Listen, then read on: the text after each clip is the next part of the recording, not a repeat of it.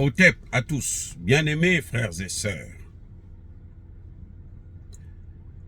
J'ai toujours horreur de voir des gens qui font une interprétation erronée d'un grand homme africain que beaucoup ont négligé. Je dirais même un prophète, je dirais même un messager, je dirais même le Jésus africain, Monsieur Simon Kimbangu. Beaucoup de gens ont tendance à nous faire croire que Simon Kimbangu c'est l'apôtre Paul au Congo, en Afrique. Que lui, il est venu avec la Bible. Non, c'est faux. J'ai déjà sorti plusieurs vidéos où je disais que Simon Kimbangu se battait pour les droits de l'homme. Pareil pour notre maman Tchipa Vita.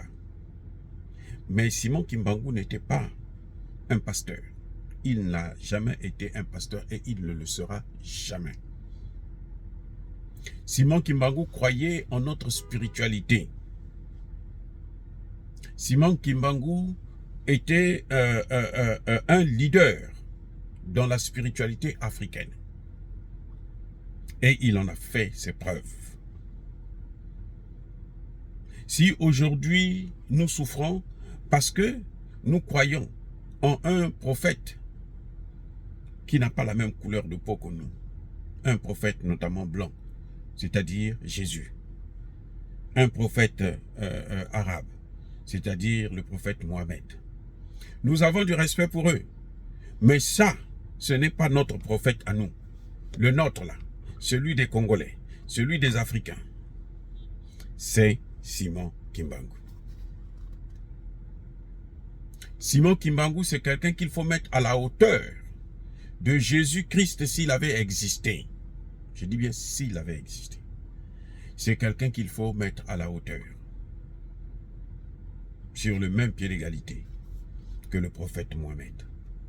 Simon Kimbangu, c'était un grand homme, spirituel, mais aussi qui se battait pour les droits de l'homme, qui n'était pas corrompu, qu'on ne pouvait pas corrompre, qui n'a jamais accepté de s'humilier, qui a souffert, torturé autre part ces Occidentaux, le colonisateur, et que nous, malheureusement, ne voulons pas reconnaître sa grandeur.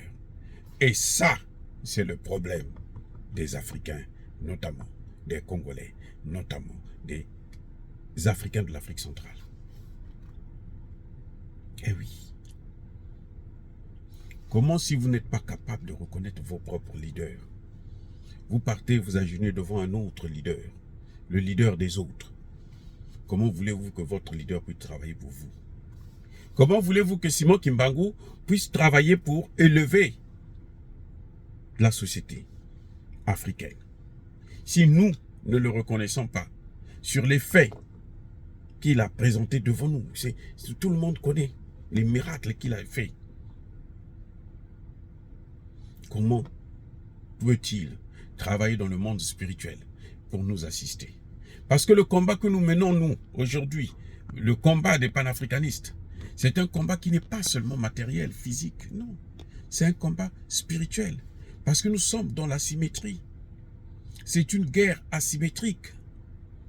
Et la guerre asymétrique ne se fait pas seulement avec les médias. La guerre asymétrique commence dans le monde invisible. Parce que même la Bible reconnaît qu'il y a deux mondes. Il y a le monde visible et il y a le monde invisible. La guerre asymétrique, là, c'est aussi d'abord introduire le paramètre invisible.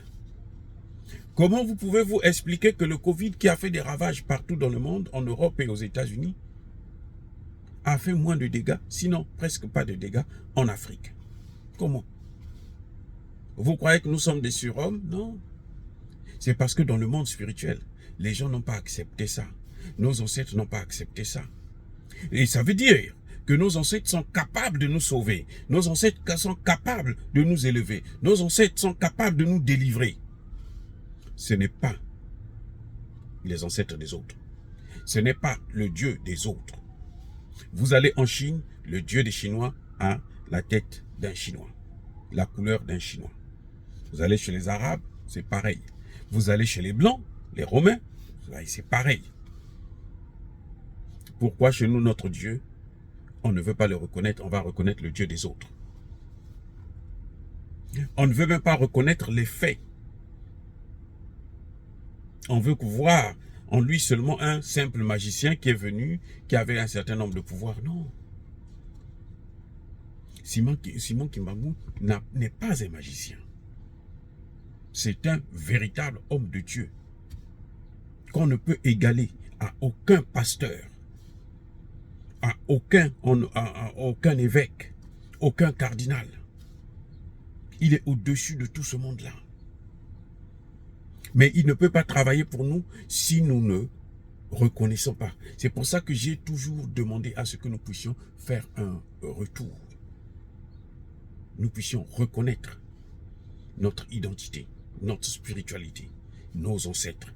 Respectons-les et ils feront le travail pour nous dans le monde spirituel. Et nous allons avoir, ils nous guideront pour que dans le matériel, le monde physique, visible, nous puissions savoir où est-ce qu'il faut mettre le pied, comment faut-il marcher. C'est pour ça que je salue la décision du président Tshisekedi de faire de la journée du 6 avril une journée chômée, payée, une journée fériée dans l'ensemble du territoire congolais, en faveur, en honneur de Simon Kimbangu. C'est un pas, mais il faut en faire plus pour que son esprit puisse désormais travailler à fond pour nous sauver. Parce que les adversaires que nous avons en face de nous, ces occidentaux-là, ce ne sont pas des enfants du cœur. Et ils ne lésiment pas sur les moyens pour nous détruire. S'il faut nous exterminer, ils le feront. Vous voyez, depuis les années 60 jusqu'à aujourd'hui, ou plutôt depuis 1885, lorsqu'ils ont divisé l'Afrique, ils avaient pris la décision de faire en sorte que l'Afrique ne se développe pas, que l'Afrique ne puisse pas avoir une armée. C'est ce que nous voyons jusqu'aujourd'hui. Mais nous devrons sortir de cela en faisant d'abord et avant tout confiance en nos ancêtres, parce que ce sont eux qui doivent mener la guerre, qui doivent combattre pour nous, qui doivent combattre à notre place. Ils en ont la capacité, ils sont plus forts que les autres, parce que eux, leurs ancêtres, ils ont tellement fait du mal qu'ils ne peuvent plus faire encore du bien dans le monde là où ils sont. Ou sinon ils ont disparu carrément. Leur esprit et ce sont des esprits égarés que seuls les malfaiteurs peuvent utiliser. Mais chez nous, nos ancêtres, ils sont là, ils sont debout et ils n'attendent que nous pour que nous puissions les solliciter, pour que nous puissions les honorer afin qu'ils puissent faire leur travail. Dire cela, c'est inciter à la haine ou à la violence, non. Je ne vous interdis pas d'aller à l'église, d'aller dans les mosquées, de prier Jésus, de prier le prophète Mohammed ou qui que ce soit. Je vous dis tout simplement, vous avez aussi des ancêtres, vous avez aussi des prophètes, vous avez aussi des hommes de Dieu qui sont passés là avant vous. Les Osiris, les Isis, les Imhotep et tout ce monde-là. Le christianisme, ça a été puisé, volé essentiellement dans la religion de notre mère, Isis. Alors, tant que vous ne maîtrisez pas ces questions, croyez-moi, ça va être un peu difficile pour l'Afrique. C'est pour ça que, pour terminer, je vous dis, encore une fois de plus, je demande au Dieu des Kémites de vous bénir. Je persiste et je signe qu'il vous bénisse abondamment. Mais que tous ceux qui persécutent le continent africain le pillent et le déstabilisent, qu'ils soient noirs, blancs, chinois, arabes, indiens, qui qu'ils soient maudits, punis, foudroyés, neutralisés, effacés, écrasés par ce Dieu des Kémites et par nos ancêtres angélisés. Vive l'Afrique éternelle, j'ai dit et j'assume.